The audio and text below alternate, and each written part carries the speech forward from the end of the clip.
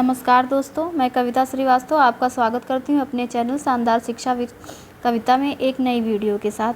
दोस्तों, इस वीडियो में मैं अल्प प्राण और महाप्राण के बारे में आपको बताऊंगी, जिसमें अल्प प्राण वर्ण कौन से होते हैं या कौन से स्वर इसमें आते हैं, कौन से व्यंजन आते हैं और महाप्राण में कौन से व्यंजन या कौन से स्वर आते हैं।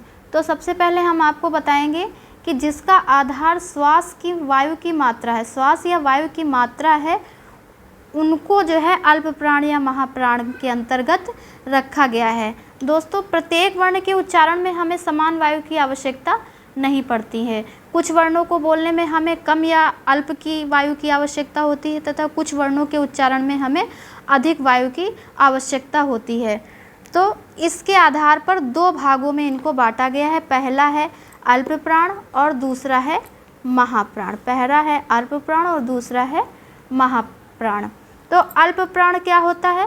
तो अल्प प्राण दोस्तों वो होता है जिन व्यंजनों का उच्चारण, यानी कि जिनको बोलते समय हमें श्वास वायु की मात्रा कम और कमज़ोर होकर निकलती है। हमारे मुख से श्वास वायु की मात्रा कम निकलती है, यानी अल्प मात्रा में निकलती है, उन्हें हम अल्प प्राण व्यंजन कहते हैं।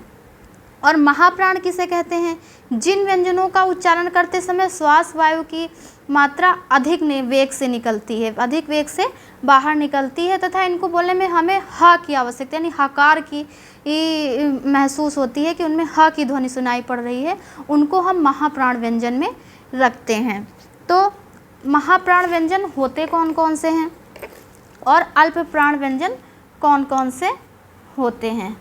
तो हम आपको बताएंगे कि अल्प प्राण व्यंजन कौन से होते हैं और महाप्राण व्यंजन कौन से हो। सबसे पहले हम देखते हैं अल्प प्राण व्यंजन कौन से होते हैं।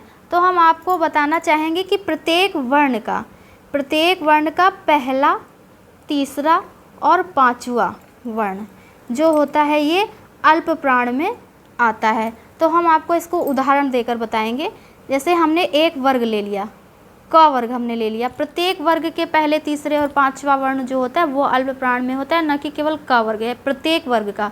जैसे हमने ले लिया क वर्ग, तो क वर्ग में पहला अक्षर का हुआ, दूसरा खा हुआ, तीसरा गा हुआ, चौथा घा और ये अंगा। तो इसमें पहला वर्ण, तो पहला वर्ण ये, तीसरा वर्ण यानी पहला वर्ण का, तीसरा वर्ण गा और पांचवा वर्ण अंगा, यानी कि पहला, तीसरा और पांचवा वर्ण है ये अल्प प्राण में आता है। और दूसरा और चौथा यानी कि खा, दूसरा और चौथा खा और घा, ये महाप्राण में आता है। ऐसे ही हम प्रत्येक वर्ण को ले लेंगे, प्रत्येक वर्ग को ले लेंगे, उसमें पहला, तीसरा और पांचवा वर्ण अल्प प्राण में आता है और दूसरा और चौथा वर्ण महाप्राण में आता है। जैसे हमने च वर्ग ले लिया, चा, छ, जा, झा और इया।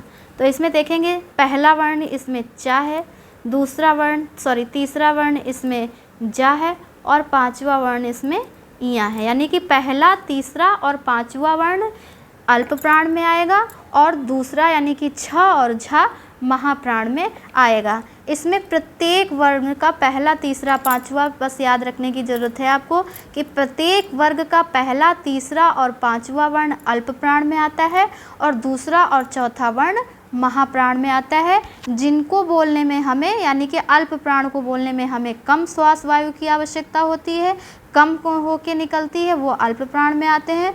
और जिनके बोलने से वायु तीव्र वेग से निकलती है उनको हम महाप्राण कहते हैं। अब हम देखेंगे कि इसमें कुछ व्यंजन ऐसे होते हैं जो अल्प प्राण और महाप्राण में ही आते हैं। जैसे अंतस्थ व्यंजन या, रा, ला और वा, ये अल्प प्राण में आते हैं। और 11 स्वर, जो हमारे 11 स्वर होते हैं वो भी अल्प प्राण में आते हैं। और महाप्राण में ऊष्म व्यंजन श, स, स, ह, ये चारों व्यंजन ऊष्म व्यंजन होते हैं, जिसको मैंने आपको पहली वीडियो में बताया भी है कि अंतस्थ व्यंजन कौन से होते हैं, ऊष्म व्यंजन कौन से होते हैं। अगर आपने नहीं देखा है तो हमारी वीडियो ज़रूर जाकर देखें और हमारे चैनल को सब्सक्राइब और हमारी वीडियो को लाइक ज़रूर करें। तो इसमें ऊष्म व्यंजन महाप्राण में आएंगे, अंतस्थ व्यंजन और 11 स्वर जो हैं वो अल्प प्राण में आएंगे। वर्गीय व्यंजनों का देखिए मैंने एक शॉर्ट लाइन में लिखा भी है कि वर्गीय व्यंजनों का पहला, तीसरा, पांचवा वर्ण अल्प प्राण में आता है और वर्गीय व्यंजनों का दूसरा और चौथा वर्ण महाप्राण में आता है। अंतस्थ व्यंजन तथा 11 स्वर अल्प प्राण होते हैं और ऊष्म व्यंजन महाप्राण होते हैं। आशा करती हूँ आपको हमारी ये जानकारी अच्छी लगी होगी।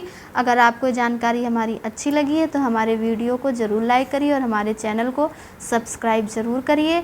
मैं आपको एक अगली वीडियो में एक नए टॉपिक के साथ मिलूँगी। धन्यवाद। Thank you.